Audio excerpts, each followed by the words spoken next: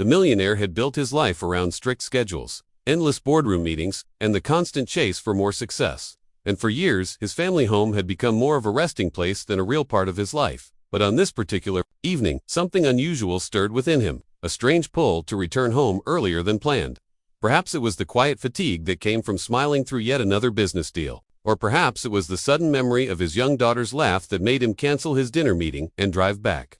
And as his sleek car rolled into the long driveway of his vast estate, he felt a sense of unease, mixed with curiosity. For it was rare that he entered his house at an hour when life inside might still be awake. And as he opened the heavy front door, the silence he expected was broken by a faint sound, almost like soft humming, carried down the hall, and his brow furrowed as he set down his briefcase, moving cautiously, his polished shoes sinking slightly into the thick carpet. The tune grew clearer as he walked past the grand staircase toward a dimly lit corner of the house. And though every instinct told him it was probably nothing more than a forgotten radio or television left running, his steps slowed, his breath steady but heavy, as if he was about to uncover a secret that had lived unnoticed under his own roof. Then he paused outside the playroom door, one he had barely entered since it was first decorated for his daughter. And with careful fingers he turned the handle, pushing the door open just enough to peek inside. And what he saw froze him in place. For there, sitting on the floor beside his little girl, was the black cleaner, her uniform faintly wrinkled from a long day of work, her voice carrying the gentle melody of an old lullaby, her hands moving gracefully as she turned the pages of a worn children's storybook. And beside her, his daughter, his quiet, shy child who rarely spoke when he was near, was laughing softly, her eyes bright, leaning close as if every word spoken was a treasure. And the sight struck him like a weight he could not shake. For never had he seen his daughter so alive, so safe, so completely at ease. And in that moment, his chest tightened with emotions he could not name, part awe, part confusion, part guilt. Because here, in the stillness of his own home, he had stumbled upon a world he did not know existed. A bond growing not through wealth or luxury, but through something he had forgotten long ago. The simple gift of attention. And he stood there, hidden, unseen, afraid that if he entered he would break the fragile magic, yet unable to look away. Questions filling his mind. Why had he not been the one to bring that light into his daughter's eyes? How long had this been happening? And what else had he missed while he had been out chasing more power, more status, more deals? And as the cleaner continued her story, her calm tone carrying kindness in every syllable, he realized that this moment was not ordinary. It was a glimpse into something far deeper, something that might change everything he thought he knew about his life, his success, and his role as a father. And though he remained still in the doorway, his heart pounded as though he had discovered a secret more valuable than any fortune because, for the first time in years, he could feel it clearly. The walls of his grand house had hidden, not emptiness, but a truth waiting for him to see it, a truth that both unsettled and awakened him. And as he quietly stepped back into the hallway, uncertain of whether to enter or retreat, one thought kept echoing in his mind, that his return home on this evening was not an accident but perhaps the beginning of something he was not prepared for, yet desperately needed. The millionaire remained in the hallway, his hand pressed lightly against the cool wood of the doorframe, his mind struggling to accept what his eyes had just witnessed.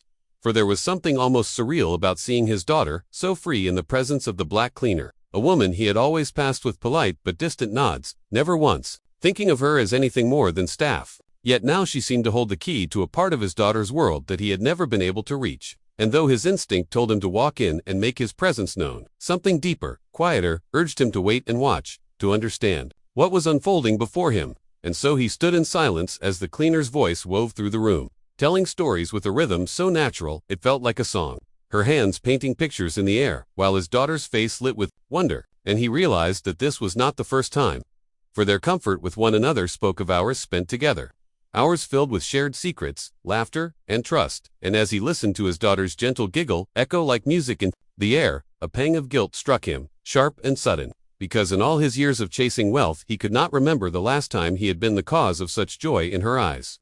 And the thought weighed on him heavily, like a truth he could no longer ignore. And then the cleaner leaned closer to his daughter, whispering something he could not hear, but it made the child smile and nod, her small fingers clutching the woman's hand as if it were the most natural thing in the world. And he felt a strange tightness in his throat, an ache that was both painful and oddly hopeful, as though life itself was urging him to step forward, to cross the invisible line he had drawn between his world and theirs. Yet still he hesitated, caught between pride and fear, until suddenly the floor beneath his polished shoe gave a faint creak, and in an instant the cleaner's head turned, her eyes meeting his in the shadow of the doorway, and for a heartbeat the room froze, his daughter's gaze following quickly, her smile fading into surprise, and the silence that fell was so deep it seemed to press against his ears. But before he could say a word, the cleaner's expression shifted, not of fear or shame, but of calm understanding, as though she had expected this day to come.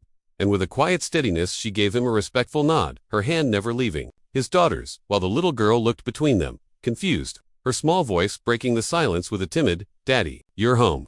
And that question struck him harder than any accusation, for it carried both happiness and hesitation, as if she was not used to him being there at such moments. And he forced a smile, though inside his heart trembled, stepping into the room, at last, his presence altering the air around them, yet not breaking the bond he had just witnessed.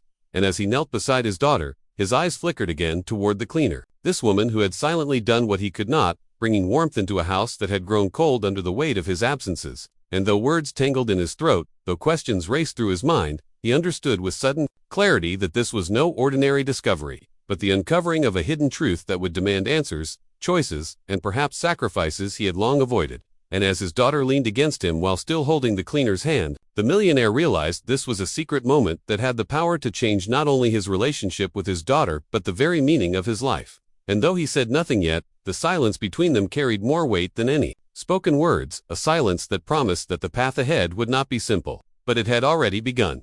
The millionaire sat at the edge of his daughter's bed that night, long after the cleaner had left, his mind heavy with thoughts that refused to quiet. For while his daughter had quickly drifted into the calm of sleep, her tiny hand still loosely gripping his sleeve as if afraid he might vanish again, he was left staring at the ceiling, haunted by the image of the bond she shared with the woman he had always considered no more than a background figure in his grand house. And though his pride tried to dismiss it as mere kindness from a servant, his heart knew better, because there was something in his daughter's laughter, something in the way she had clung to that hand, that spoke of a trust so deep it could only be born of countless hours of care and listening, things he had not given her. And the more he thought about it, the more restless he became, until at last he rose, moving through the silent corridors of his mansion as if searching for answers hidden in the very walls, his steps echoing faintly until he found himself near the servants' quarters, where a faint light slipped out from beneath the cleaner's door. And though he knew it was wrong to intrude, some force stronger than reason pushed him to knock gently, his knuckles brushing against the wood. And when the door opened, he was met not with surprise but with eyes that seemed to already understand why he had come, eyes calm yet firm,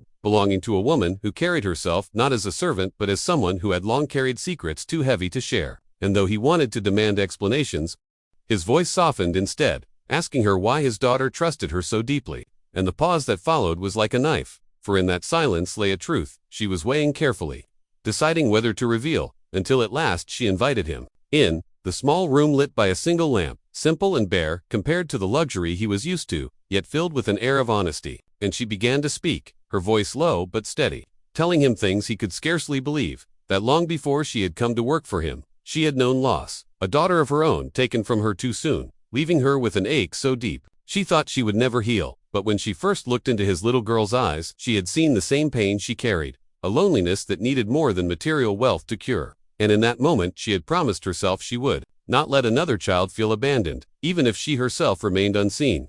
And as she spoke, the millionaire felt the ground shift beneath him, for he realized that this woman, who he had barely noticed, had been quietly pouring love into his daughter's world, filling the spaces he had left empty. And shame burned in his chest, because all the wealth he had gathered could not compare to the priceless gift she had given. And yet there was more, because she hesitated before revealing something even heavier. That his daughter's anxiety was not only the result of his absences but also of a secret the child had been carrying, a secret she had trusted the cleaner with but had been too afraid to share with him. And the millionaire's heart raced as he demanded to know what it was, but the cleaner shook her head gently, saying it was not hers to tell, that the little girl must be the one to speak when she was ready. And though frustration welled in him, he could not deny the wisdom in her words. For trust could not be forced, only earned. And so he sat in that small room, humbled, as the truth of his failures pressed down on him, yet beneath the weight of shame flickered something unexpected, a chance, a fragile hope that perhaps he could still change, that perhaps it was not too late to reclaim the bond with his daughter that he had nearly lost. But he knew it would not be easy, for hidden truths have a way of testing hearts. And as he left the cleaner's room with more questions than answers, he could not shake the feeling that this was only the beginning, that the secret his daughter carried would one day rise to the surface, and when it did, it would change everything. The next morning came heavy with silence, the kind that presses against the chest and makes every sound echo louder than it should. And the millionaire, who was used to commanding boardrooms and signing billion-dollar contracts, found himself pacing the hallway outside his daughter's room, uncertain of how to even begin speaking to her, for the cleaner's words from the night before still echoed in his ears, reminding him that his little girl carried a secret too heavy for her young shoulders, a secret she had trusted to someone else because she had not believed her own father could carry it with her, and the thought of that pierced him more deeply than any business failure ever could. Yet when he finally pushed open her door, he found her sitting on the edge of her bed, clutching a stuffed bear to her chest, her eyes darting to him with a mixture of surprise and hesitation, as if she wasn't sure whether to smile or retreat, and in that moment he realized how fragile the bridge between them had become, a bridge he had neglected for years, and now every word he spoke would decide whether it rebuilt or broke completely. So he sat down slowly, careful not to frighten her, and asked in the gentlest tone he could muster if they could talk, and though her small fingers tightened around the bear, she gave the faintest nod, her silence trembling like a held breath. So he began not with questions but with truths, admitting that he had been gone too often, that he had hidden behind work and wealth while she needed more than money could ever buy, confessing that he had been afraid to face his own failures. And as he spoke, he saw her eyes widen, because she had never heard him sound so human, so unguarded. And though he desperately wanted to ask about the secret, he held back, remembering the cleaner's warning, instead telling her that no matter what it was, she would never have to carry it alone again, and the words seemed to break something inside her, for tears welled in her eyes as she whispered that she was scared, scared he would be angry, scared he would see her differently. And the father's heart cracked at those words, because he realized she had lived in fear of his reaction, a fear stronger than whatever truth she carried. So he reached out and gently took her hand,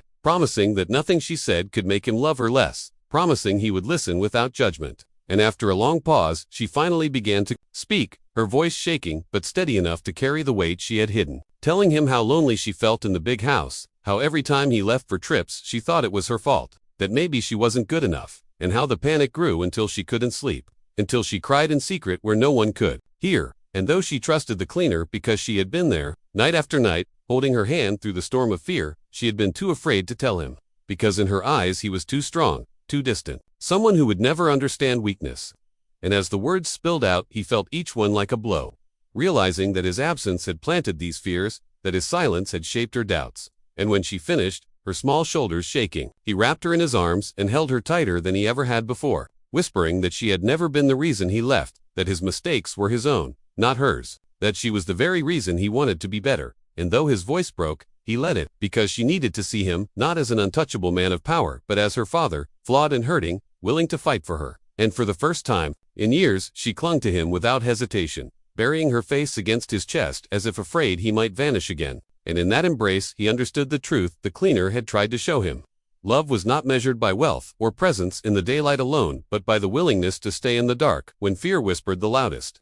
And though the road ahead would not be easy, though the scars of her anxiety would not fade overnight, they had begun the difficult conversation, the one that stripped away pride and left only to fragile hearts learning how to meet again. And as he held her, he made a silent vow that this time, he would not run, he would not let the walls of business or ego stand between them, because he had seen the cost, and he knew that if he lost her trust again, no fortune in the world could ever buy it back. The days that followed were unlike any the millionaire had ever known, because for the first time in his life, he woke each morning with the sound of laughter echoing down the halls instead of silence. And though it was faint, and still uncertain, it was enough to fill the mansion with a warmth money had never been able to buy. Yet even as he cherished these fragile moments, there was a lingering fear that it could all vanish if he failed to protect the bond he had finally rebuilt. So he began to change his routines, canceling late meetings, ignoring endless calls from partners, and even shocking his staff when he chose to sit at the breakfast table with his daughter, listening to her chatter about simple things like drawings, school, and favorite songs. Things he had once overlooked as unimportant but now realized were the very threads of her world.